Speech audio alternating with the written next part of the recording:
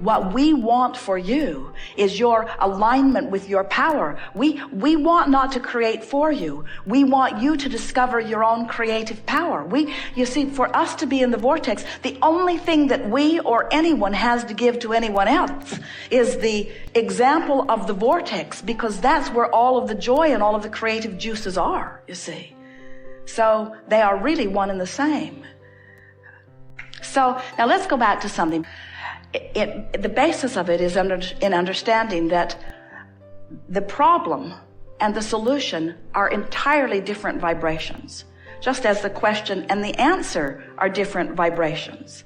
So if you have a friend or know someone who needs something, and you focus on their need long enough, you will leave the vortex, and then you will associate the terrible way you feel with their need. And in time, your friendship will disintegrate, because you will incorrectly associate the way you feel with their plight. But if you remember that in their problem, they are generated a solution, and you stay in your vortex where you see not their problem, but instead you know only the solution, as you practice the vibration of the solution, then you can be a catalyst that inspires them into the vortex, depending on where they are. Now, some of your friends who you have been influential with will follow you relatively easily into the vortex, and you will revel in their discovery of their solution, you see. But some of your friends will stubbornly defend their rightfulness and will argue so powerfully and profoundly and chronically for their own limitations that for you to engage with them, you will have to leave the vortex. You will have to introduce the same resistance into your frequency that they've got going on, even to communicate with them at all. So that's where this giving and receiving conversation gets a little dicey, and it's the reason that people are concerned about selfishness. In other words, there are a whole horde of people outside the vortex who really believe that your gift is not of value to them unless you sacrifice in some way. In other words, if it's not painful for you to give to them, then your gift isn't validated by them. Have you ever had that experience? And the thing that's tricky is, if you manage to get outside the vortex in order to give your gift, then it's not very long before you're hightailing it back into the vortex, because you can feel your very life is being sucked away from you, you see. So here's the dicey part. If you stay in your vortex, truly aligned with their solution, when they are unable to see their solution, they'll call you selfish, because they know not. They cannot understand that in your selfishness that you are holding them in their highest good, and that it is the best thing that you can do to call them forward also, you see. So then, but if you stick to it and you maintain your frequency of it, then the universe will bring them to you at times when they can hear you best. And as you begin to revel in their solutions consistently, in time, they will begin to hear it. They will begin to recognize the validity of what you speak. In other words, let's say you're in the vortex and they're not, and this person is saying, you don't love me, you won't even call me, you don't give me your attention anymore, you don't bring me flowers anymore, you don't do what you used to do. And from inside the vortex and from outside the vortex, you would get defensive. And you would say, well, you're not fun to be with, and that's and it just gets worse. But from inside the vortex, you would say, oh, there are so many things about you that I love, and I think about them all the time. In fact, I make lists of your positive aspects. I adore the power with which you live life. I adore the deliberateness with which you intend. I feel the fire in you, and I know the power of your wanting, and I take such pleasure in my understanding that wonderful things are coming to you. I practice every day my positive expectation of the outcome that you're seeking, and I know with everything that I am, that a good life is coming to you because there is no one I've ever known that deserves it more. In other words, when you're in the vortex and you allow law of attraction to bring them to your vicinity and you selfishly deliver to them your version of who they really are, now you have a possibility of uplifting them into the vortex. But you will never, ever, ever be satisfied, not one time ever, if you allow them to talk you out of the vortex where you're dealing with them on their terms. And so if we were standing in your physical shoes, we would give up the word selfish and we would replace it with the word aligned. We would give up the word selfish and we would replace it with the word empowered. We would give up the word selfish and we would replace it with the word all that I am, with the whole of who I am, with the vortex of who I am. If you would add the word true self, true selfish, I'm truly selfish, but the peanut gallery, and we love them dearly, is not ready to hear that from you. They just want you to give them the money. Or they just want you to give them the relief that they're looking for right now. And what you have to decide is, I am not willing to give them short-term relief and sacrifice my position in my vortex. I am after their long-term relief. I'm after their long-term relief.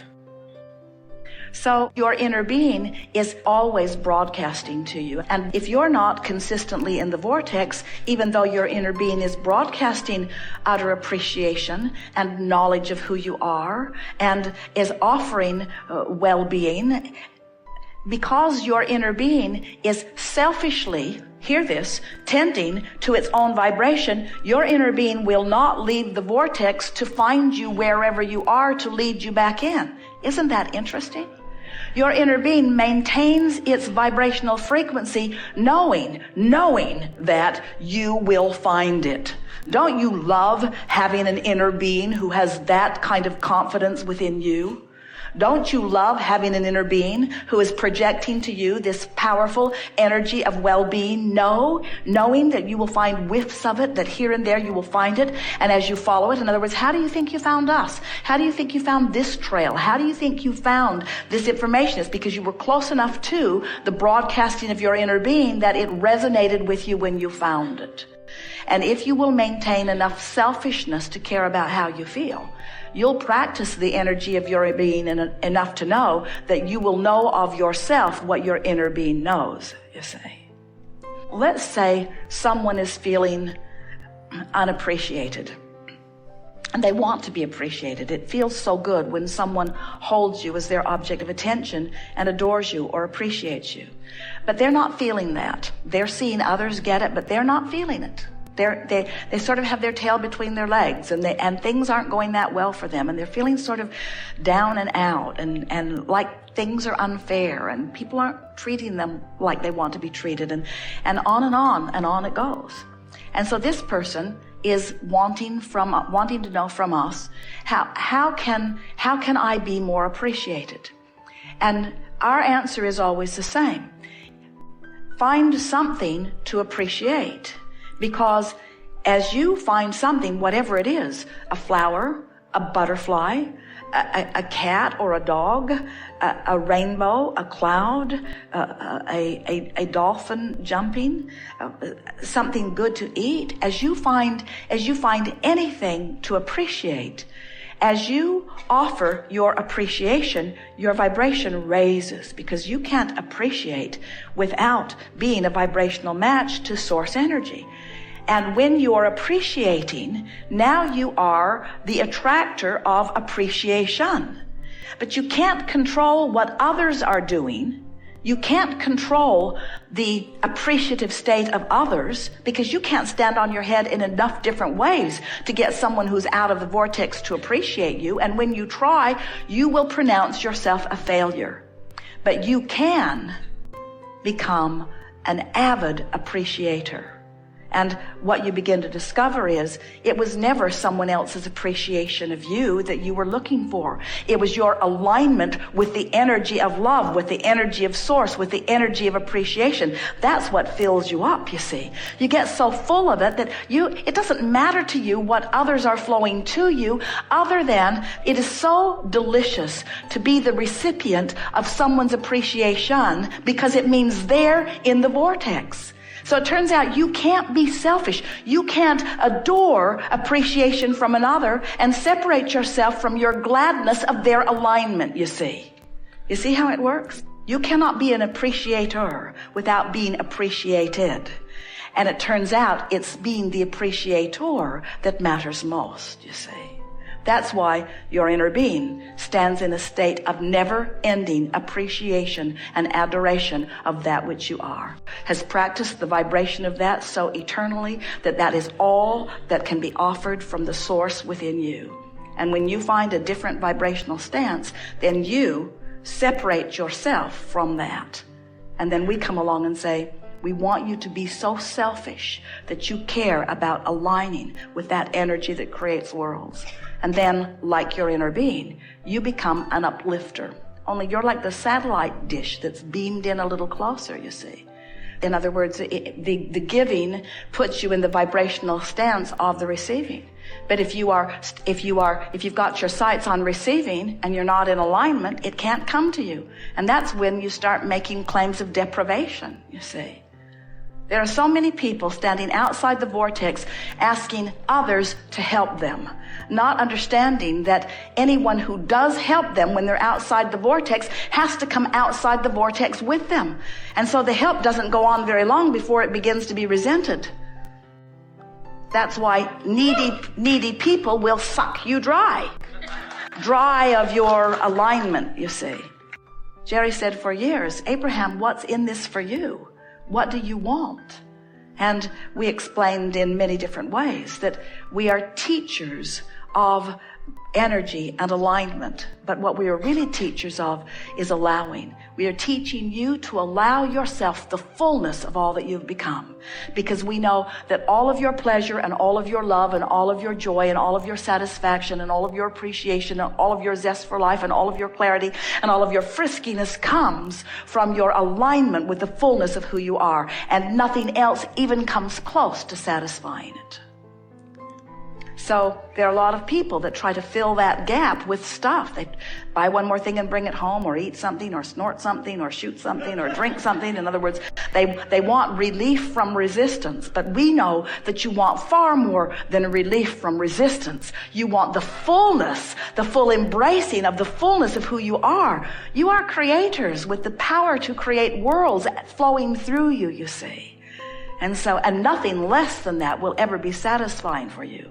So yes, you could say we are emphatically, stubbornly holding our vision of who you are. But it's not a vision that we made up. It's a vision that you made up. It's your creation that we are holding tight to, you see. You see it all fits together? You were source energy before you came into this physical body, and only a small part of you came and focused here. The larger part of you still exists in this vortex.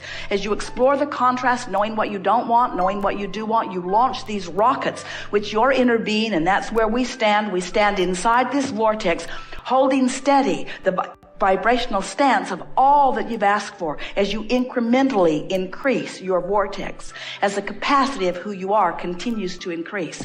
We hold steady to that vision.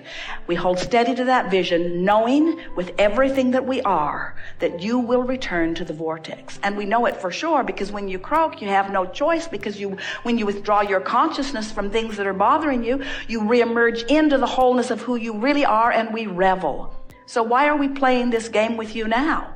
Because you came forth in this life experience to know the fullness of who you are, to selfishly express this energy that creates worlds. You are not humans who are inferior to that which is source, trying to catch up. You are extensions of that which is source. And so your discovery is our discovery. Your pleasure is our pleasure. Your knowing what you want is our knowing what we want, you see.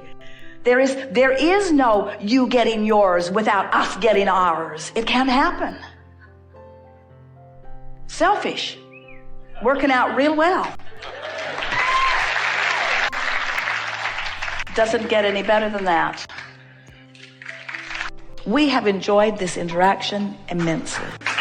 Come to an environment like this where you are willing to sit and listen to us with the express purpose of moving your vibration upward.